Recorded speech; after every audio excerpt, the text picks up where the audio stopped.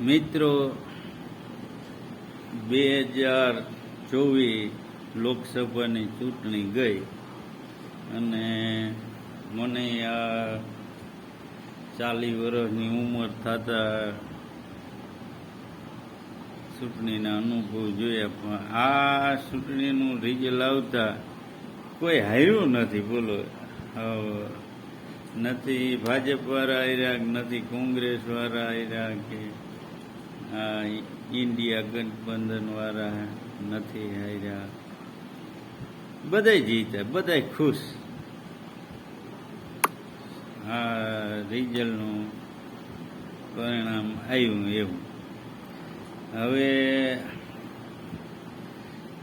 મોદી સાહેબ ત્રીજી વખત વડાપ્રધાન બનશે, પણ મારે થોડાક મારા અનુભવ પ્રમાણે અમારા ગુજરાતમાં એક જોક છે કે કૂતરા બધાએ સંમેલન કર્યું, મોટા બધા ભેગા થયા નહીં કે ભાઈ આપણે કે આ છે ને બાથરૂમ જ્યાં ત્યાં કે આપણે બધા ભેગા થઈ જાય, જીને બોલાવીને જ પૂરી ખાવા જવાય. તો હવે ઉપરથી કાગડો નીકળ્યો તો એક પૂરી નાખી હતી, કૂતરાનું એ સંમેલન બમેલન બધું વિખાઈ ગયું. એવો એક જોક છે. અમારા કલાકારો છે ને ગુજરાતના, એવા જોક્સ કરે છે.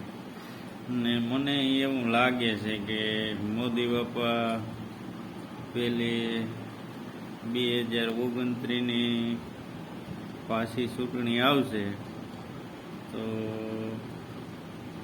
30 ધારાસભ્યો કોંગ્રેસમાંથી ભાજપમાં જાહે, 10-15 લોકસભાના સંસદો કદાચ જવા હોય તો એ વયા જાય. એટલે આમાં કીધું ગઠબંધનનું તમે થોડુંક ધ્યાન રાખજો. રાહુલ બાબા, તમને હું આ સલાહ દઉં કે આમાં હું વરના હું થોડી બહુ જાય આ કહેતા નહીં. એવું છે. જય હિન્દ, જય ભારત.